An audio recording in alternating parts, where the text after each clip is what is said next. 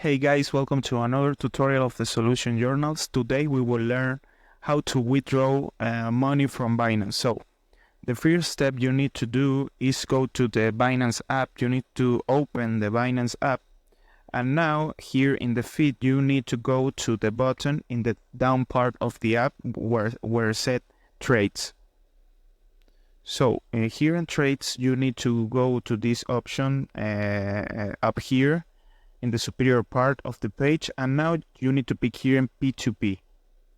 So in P2P you got the here in P2P you got all the people who wants buy your money, your crypto, and it's simple. You need to pick here and buy, and you buy to the people the money, and they pay you.